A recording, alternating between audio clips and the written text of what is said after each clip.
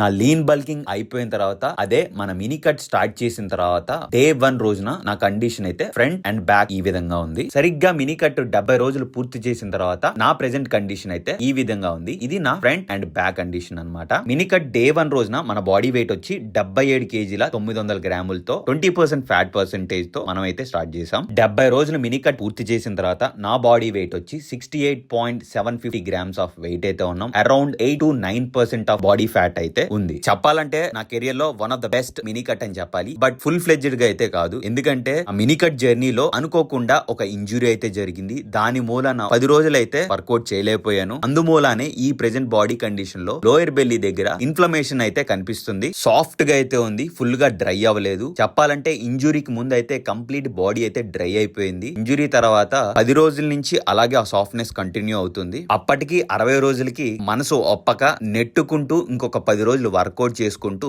ఈ కండిషన్ అయితే తీసుకుని వచ్చాను. సో ఈ మినీ కట్ లో టేక్ అవే పాయింట్స్ ఏంటంటే, లాస్ట్ టైం కన్నా ది బెస్ట్ అయితే తీసుకొచ్చాం, బట్ స్టిల్ ఇంకా బెస్ట్ తీసుకురావాలి. సో రైట్ నౌ నేనేం డిసిషన్ తీసుకున్నానంటే, ఒక అగ్రెసివ్ బల్కింగ్ అయితే చేయాలి. అంటే నెక్స్ట్ ఒక 10 months అయితే అగ్రెసివ్ బల్క్ చేయబోతున్నాను. మెయిన్ గా బ్యాక్ లో విత్నెస్ తీసుకురావాలి, థిక్నెస్ తీసుకురావాలి, అండ్ ఆల్సో బైసిప్ పీక్ అలానే ట్రైసిప్ లాంగ్ హెడ్ మీద ఫోకస్ చేయాలి. మెయిన్ గా at the same time apps ని ఆబ్లిక్స్ ని మంచిగా బిల్డ్ చేయాలి. ఇవన్నీ డెవలప్ చేసుకుని నెక్స్ట్ ఇయర్ మళ్ళీ మీ ముందు కనిపిస్తాను. ఇప్పటితో అయితే ఈ summer cut, fat loss, mini కట్లు అన్ని సమాప్తం.